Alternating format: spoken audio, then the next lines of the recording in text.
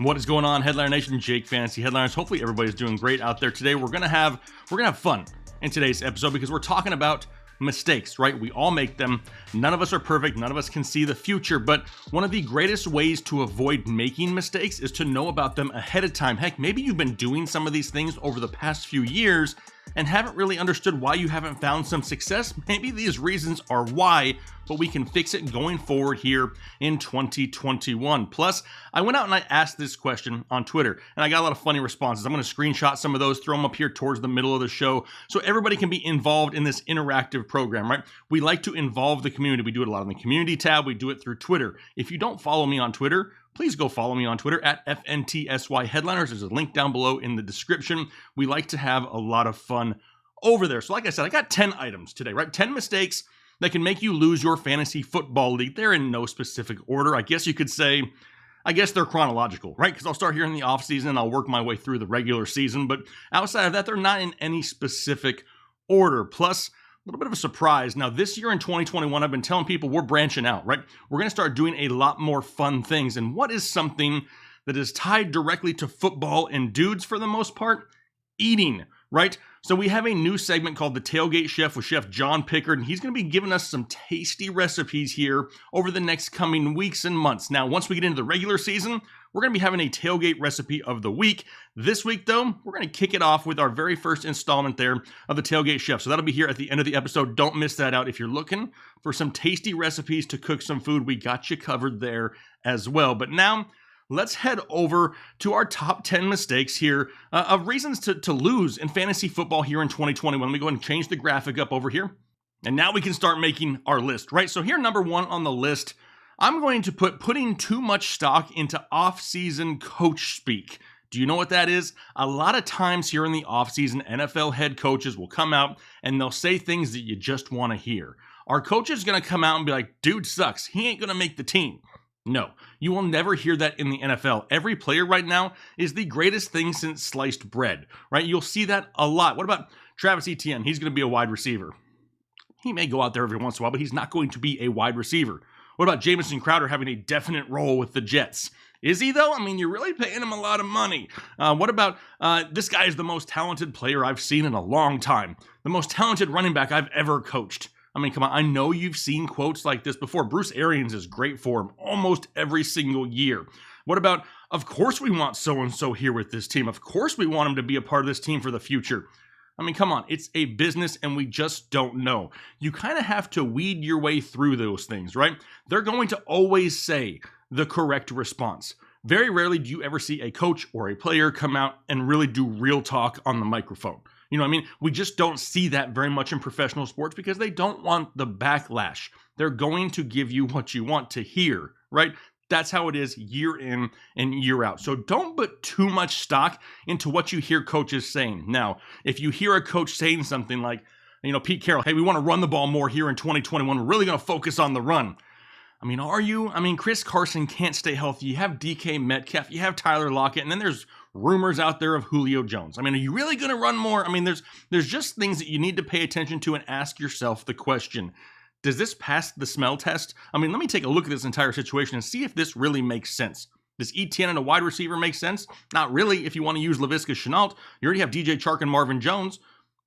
I don't understand some of that. Sure, there's going to be opportunities, but just don't take them for what they are on the surface. Kind of dissect them a little bit more. So that's going to be number one here on my list.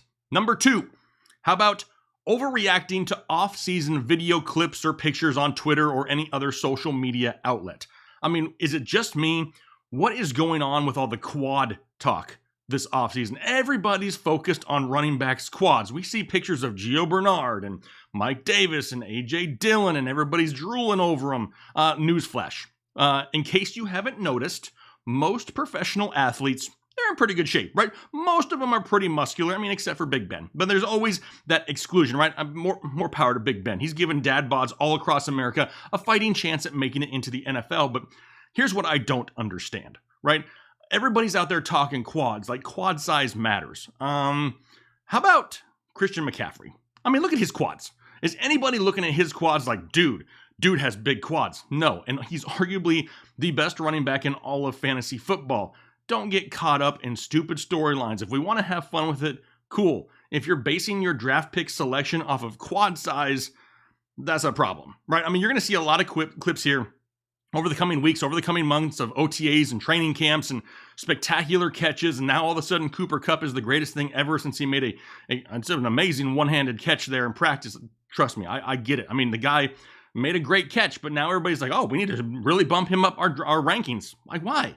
Because of one practice catch? I guarantee you all NFL wide receivers make great catches all the time in practice. It's what they do. You have to look at the entire body of work and not base your rankings or your draft picks off of a play that was made in shorts, because they don't play in shorts and no pads a lot of times. And in fact, most Sundays, I've never seen them in a pair of shorts out there. They're going to make great plays. Take the entire body of work, not just one clip. How about number 3? Let's avoid rookie hype trains, right? Case in point. Easy. I don't have to go very far back into the past to really find a good example for this one. Let's talk about CEH just last year, right? Everybody wanted to hype CEH because he was going to be the starter in Kansas City. In Kansas City, we know those guys just score touchdowns and score points in the backfield. And we told everybody, whoa, pump your brakes. Not in the first round.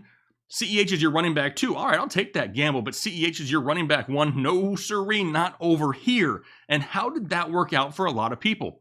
Disappointment. They're overvaluing rookies. I really hope, really hope. So far, it hasn't affected Najee Harris, but as we go throughout the offseason, is this a name that's going to gain more and more and more? We're going to start seeing more offseason clips, right? We're already seeing, the guy's got great footwork. He's got great hands. He's making some great catches in practice. His agility in these drills, I get it. The dude is next level. But do I want to take him in the first round? No. Right now, he's sitting right there, 3rd, 4th round, and I'm totally fine with that. But we really have to pay attention because everybody wants the shiny new toy, right? Everybody wants to take the big name guy that their team drafted. Maybe you're a Steelers fan and you want Najee Harris and you're willing to overpay. Okay. I mean, it's maybe not the smartest thing in fantasy football, but it's supposed to still be fun, right? Don't overpay for rookies wherever you can. Don't buy the hype. Don't overbuy the hype. Remember, I will always take, especially just in redraft, I'm not talking dynasty here, the proven stud over the maybe rookie. It just doesn't make a whole lot of sense in some situations. You have to weigh them all differently and take a look at them. Some guys, yes, they're going to come out and they're going to produce immediately. I will not be surprised if Jamar Chase is a solid rookie wide receiver in the NFL. Does that mean that I'm going to draft him rounds early just to have him? No, I'm probably not going to, but we have to make sure we have those proper valuations for each player. Let's move on here to number 4. Got to understand your league scoring settings. Have you noticed lately in almost every league, people are starting to put little wrinkles into the scoring, right? We're starting to see a lot more tight end premium where tight ends will receive more points for receptions than wide receivers or running backs. They're trying to boost those values because there ain't very many solid tight ends in fantasy football. We're starting to see a lot more 2 quarterback or super flex leagues out there. A lot of people want to, just tweak the normal scoring. I'm seeing things out there for -4 points for receptions. 6 points for passing touchdowns for quarterbacks is starting to become a lot more common. There's just a lot of different things. I'm seeing a lot of bonuses, right? A lot of leagues out there want to start offering bonuses for like over 100 yards on the day or whatever it may be. Those are things you need to pay attention to if you want to have a chance at scoring the most points, right? If you're a full PPR league and a tight end premium where they're getting maybe 2 points per reception or even 1.5 points per reception, you have to move those guys up your draft boards. All of a sudden, Travis Kelce and Darren Waller, especially because they're going to see huge target volume, are flying up draft boards. George Kittle, I guess you could say, but he's got a lot of other weapons to share with now in San Francisco than maybe in years past. Not taking anything away from him. Still a top 5 option, but Waller and Kelce will soak it up, and they'll have to move up boards because of that scoring. Understand that. Look at that. Make sure that you understand those before the season starts, before your draft starts, so you can really adjust your rankings beforehand to accommodate for the scoring settings that you're going to have to try to win with every single week. Number 5, and this is a big one. I talk about this every offseason, multiple times, all throughout the regular season. If you've been here for any length of time, you've heard me say this before. It's getting expert advice. Now, there is no such thing as a fantasy football expert. I don't care what other people want to call themselves or refer to themselves as. There is no such thing as an expert in fantasy. Can you go to college? Can you get a master's degree in fantasy football? No, you can't. You know why? I can tell you exactly why. Nobody can see the future, Marty McFly. Ain't nobody got that, sports almanac in their back pocket. Here is the difference. If somebody is trying to sell themselves to you as an expert, it's because they don't have the body of work behind them to speak for itself. And that is a huge thing in this industry. Everybody wants to talk football for a living. I totally understand it, but this is where I'd like to think that we differ from a lot of people. We're not out here telling anybody to do anything. We're not out there acting like we know more than you do. We are supplying information. We're analysts, right? We're looking at the analytics, the film, the stats. That's what we're doing. We're taking our time, taking the facts that we already know, and just presenting them to you. Sure, we're going to give you our opinions on them, but nobody's opinions are going to be 100% correct. We supply you the facts. You take those facts back to your league and your scoring settings, and you decide what is best for you and your franchise. We are not running your team for you. A lot of people out there are desperate to make that big call, right? Everybody, I told you, I was the one that went and said this first. So, what does that mean? If you get 1 out of 15 right, does it really matter? No, it doesn't. Be careful where you get your advice. Take that information, consume it all you want to, but then you make that informed decision during the draft for your team, because that's what it's all about. You have to live with this team. You have to set the lineup. You have to be the one that goes after that grand prize, whatever it may be, a trophy, a good job, $1,000, whatever it may be. It's still you that can win it. So make sure you don't go out there and just take everybody's word for it. Take it, research it, dissect it, apply it to what you got, and then move forward. Now we'll move on to number 6, name value versus real value. And this is another thing that we talk about every single year, right? The big names tend to get drafted earlier because they're recognized in draft rankings by a lot of people. If you're not a serious fantasy football player, or maybe you're in a league with a lot of other people who aren't serious fantasy football players, they're going to go off of name value a lot, and they're going to reach for players. You don't want to do that. Case in point this year, Odell Beckham, Julio Jones. What about James Robinson even? A lot of people remember James Robinson from just last year, and they're like, that dude carried me. He was a waiver wire stud that propelled me all through the 2020 season. Gotta have him again. I mean, do you realize what has changed in Jacksonville? An entirely new coaching staff, a new quarterback. He's now got Carlos Hyde and Travis Etienne to share with. Can we sit back and expect the same production in 2021? No. There's just too many other variables that make him riskier. He's dropped down draft rankings. A lot of people are going to see that and think they're getting a steal, and maybe they'll still take him around the 2nd, 3rd round. Don't do something like that. Don't overpay just based off of name value and recent success. Things change year to year. Odell Beckham, sure, he's a lot better value this year. But depending how the draft goes, am I going to reach for him in the 4th, 5th round? No, I'm not. What makes Odell intriguing to me at all is if he falls to the later rounds, and now I can stash him on my bench to where I don't have to rely on the guy. That's what you're trying to do in fantasy football. Don't overpay just based off of name values. How about drafting positions over players? We see this one a lot, right? Hey, what do you guys think? I'm going running back, wide receiver, running back, tight end, quarterback in my league. First of all, timeout. Do not, especially go 5 rounds deep, trying to figure out what positions you're taking in what round. It does not work. How many of you have done countless mock drafts, and then you get into the end of the 1st round, and all that research you've done is basically out the window because somebody wants to take something stupid in the 1st round? It happens all the time. And that's why we want to supply you information on players, not try to sell you somebody in certain rounds, because you just don't know how it's going to go, right? So, don't lock yourself into certain positions in certain rounds. Now me, sure, even Kyle, we preach heavy running back early because the position just isn't very deep and everybody's going for it, right? But say you go with a Nick Chubb in the 1st round, and there's a lot of people in your leagues that are like, man, I'm going with running backs again. And then all of a sudden you get towards the middle end of the 2nd round, you're back on the clock, and there's not really a top tier running back left, but Tyreek Hill is sitting there. Do you want to take a 2nd, 3rd tier running back and pass on a tier 1 wide receiver. I mean, personally, that's where you have to make that decision. And you look at the draft board, you look at see who's going to be possibly be going running back later. And how many guys are going to go off the board before I pick again? Who may I have a chance at? Do I need to alter my route of thinking here and say, hey, I wanted to go running back heavy, but people are just presenting too many, possibilities at the wide receiver position. I gotta pivot. That's what you need to be looking at. Don't lock yourselves into positions by round. Take it on a round by round basis and take what the draft gives you. That's how you get the best overall team here this year once again.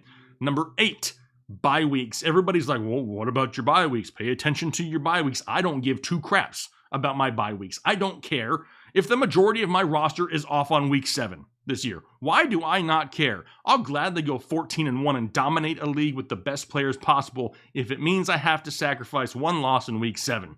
The only time I will look at bye weeks, for the most part, is at a quarterback position. I don't always carry 2 quarterbacks, but if I am, I'll make sure they have different bye weeks. Maybe you're feeling froggy and you take a Justin Herbert, early in the drafts, and you're like, man, I'm all of a sudden in the 10th round, and Tom Brady's still sitting here. I kind of like Tom Brady. Maybe you want to take Tom Brady. Whatever it may be, then you look at different bye weeks to make sure you're not drafting 2 guys with the same bye week. But outside of that, I don't care. Next up, we're going to talk about drafting kickers. And a lot of leagues are doing away with kickers, which is fine by me whatsoever. But here's a thing that I've done for a few years that has worked out really well, but that really depends on when you draft. If you're drafting the week before the season starts, this probably isn't the best option for you. If you're one of those people that like to draft early and your home leagues draft in July, early August, I would consider not even drafting a kicker. And maybe you're out there thinking, hey, dude, I got to start a kicker. I got to draft a kicker. Most leagues, majority, no, you don't. Just take that pick, the very last pick, and pick up a flyer on a late round running back, a late round wide receiver, and sit on it for a couple weeks. Maybe you draft the second week of August.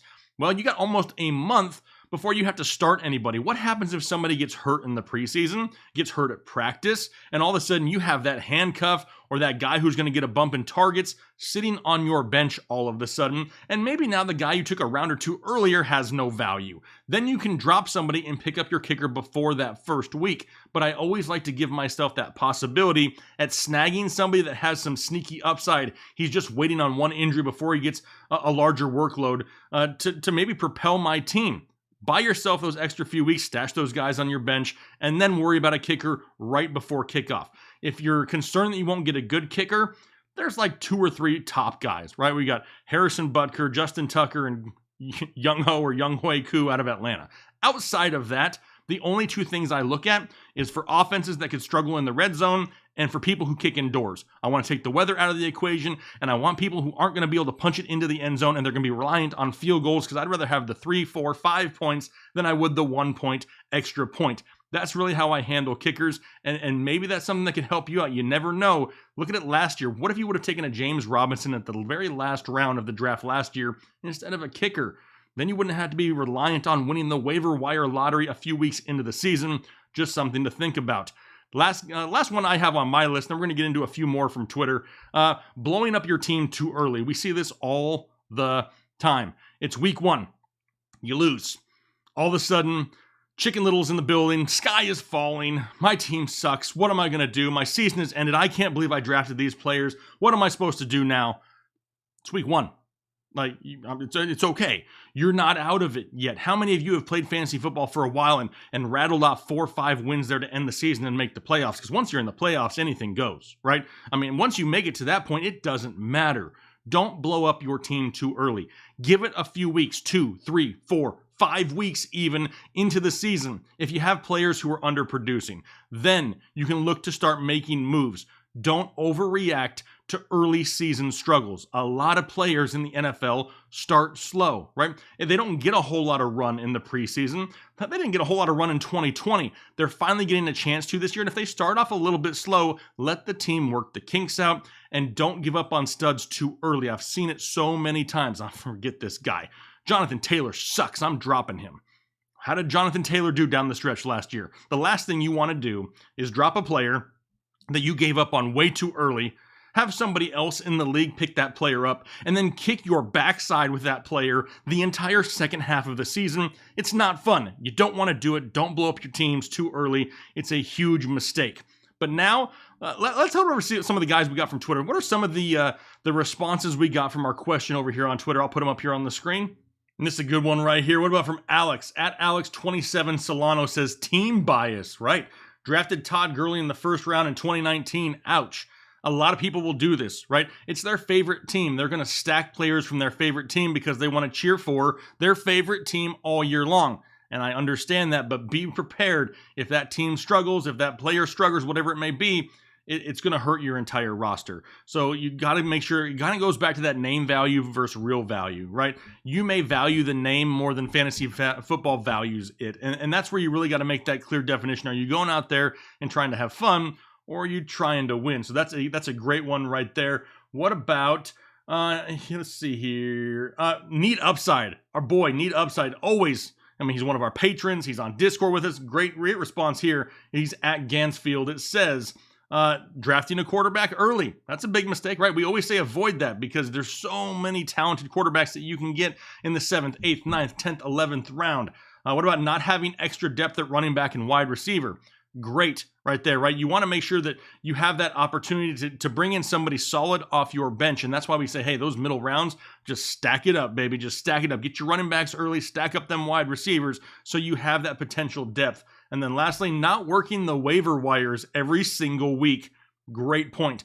Maybe you're one of those teams that's blessed with staying healthy and don't have to worry about bye weeks too much. And you don't have to worry about the waiver wire. Congratulations to you. But for most people out there, pay attention to the waiver wire. If you have a fab budget to pay attention to, maybe it's a waiver order based off of your ranking in the league for that week, whatever it may be, understand what you have. If you have the number one waiver wire priority, hang on to it unless you have a serious need, because at some point, somebody's going to come up that you really want. It happens every single year. And that number one waiver priority is like gold at that point, because then maybe you don't even need the guy, but you can pick him up and now you got trade bait, right? So maybe you got some fab budget issues. Don't go out there and blow your wad in the first 2-3 weeks of the season, because you know you're going to need it down the stretch. Just other things to pay attention to. So yeah, absolutely. Those are some good ones.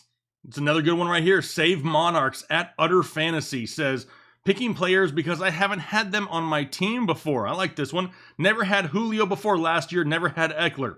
So that decided it for me. From the other guys, did not work out well. Won't do it again, right? Maybe you got a couple guys sitting in front of you saying, I like both of them. At least I've never had this guy before. And you just draft him for that apparent reason. That's a good one right there. What about I gotta say it, huh? Demetrius Clay says, hey, I forgot to set an alarm for my draft. Auto draft absolutely screwed me. Yeah, 100%. Make sure you're present for your draft, right? If you're not present, maybe you have something come up. If you know about it ahead of time, at least set your pre-draft rankings for guys that you have targeted, that you've done research on, that you really want, and have them in your rankings if you absolutely have to miss it. But missing it is 100% not the best way. What about Steven Dudham at S. Dudham says, drafting a Patriots running back, right? Talk about gray hair and bald spots. I mean, I'm able to speak on this because trying to figure out the Patriots backfield is super, super tough. Let's see, what else do we have here?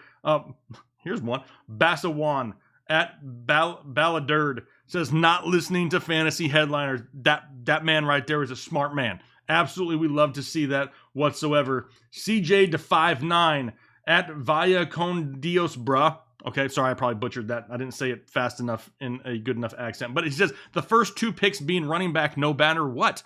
100%, right? We just talked about this in the video. We want to go in there and target running backs early, but if a top tier wide receiver falls in the second round, don't just take the running back just because it's a running back. Great point there for CJ, but those are a couple responses we got here on Twitter. It is super fun to interact with you guys here in the community, so make sure, like I said, follow me on Twitter. I'm going to start doing a lot of these questions and getting a lot more of these screenshots added into videos here in the near future, but you know what? I'm getting hungry. Right? I sit here, I do some research, I make some videos, I do some graphics, and I'm hungry, right? Let's head over to the Tailgate chef, John Piggard, and see what he's got cooking for us here this week. Hey everybody, it's John here with the Fantasy Headliners Tailgate Pick of the Week. This week, we're going to be doing a blackened shrimp po' boy with a homemade Cajun remoulade sauce. Y'all come on, check it out.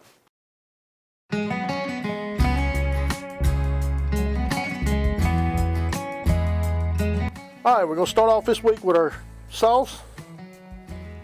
We're gonna use a little mayonnaise.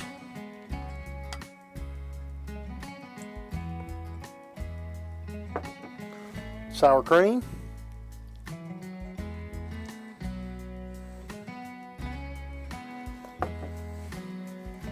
Hot sauce. Gotta have a little hot sauce in there. We'll put a link to the recipe in here. Some of these ingredients you can adjust if you want. Got a little horseradish here. Fresh lemon juice. Dijon mustard. And yes, that is Grey Poupon. Garlic powder.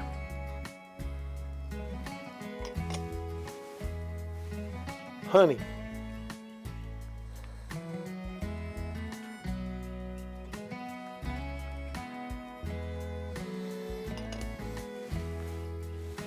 Cajun seasoning.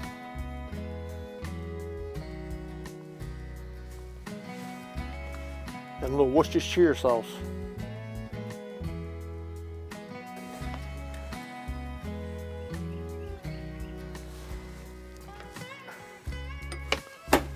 And give it a good mix.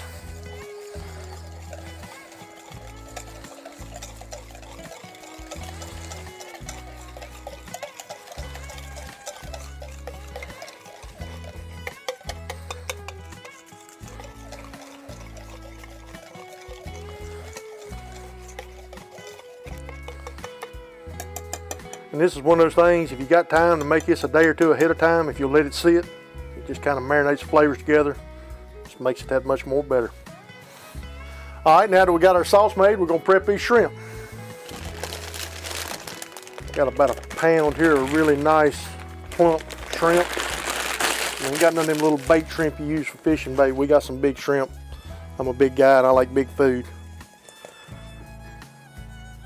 Got a little redfish magic Paul Prudhomme blackening season here. One of my favorites. Pretty easy to get. Pretty widely available. If you got one you like, use what you got.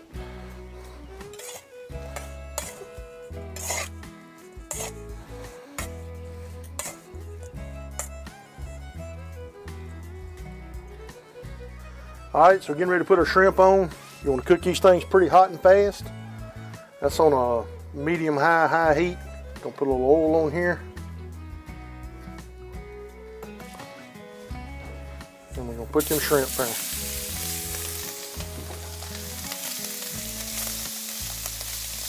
Spread them out, give them a little room to cook. You want to cook these things hot and fast. Give a nice little crunch to them.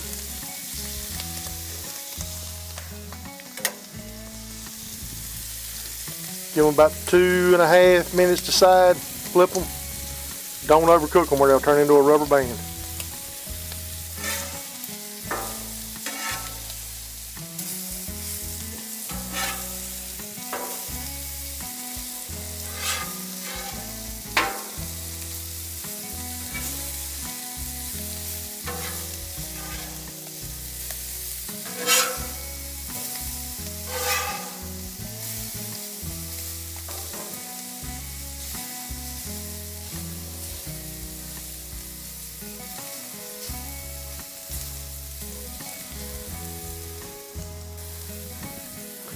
While we got them shrimp on there, I'm gonna put my bun over here to the side. I like to toast my bun a little bit. Just lay it right there on the grill.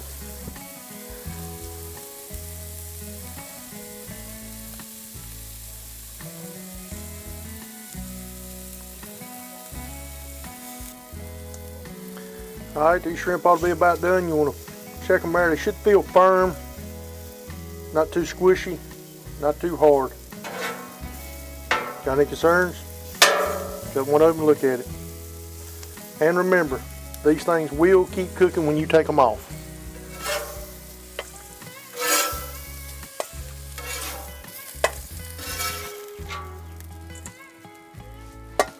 All right, now we got our bun toasted. Put a little lettuce on here. I like a little lettuce. I don't want a whole lot. I ain't no rabbit. A little fresh cut tomato.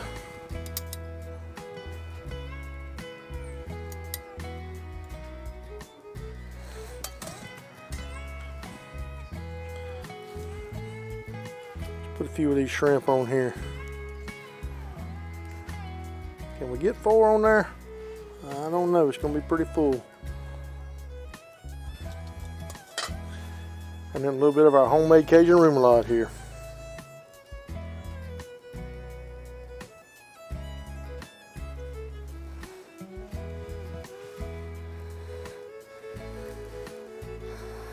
Hope y'all enjoy.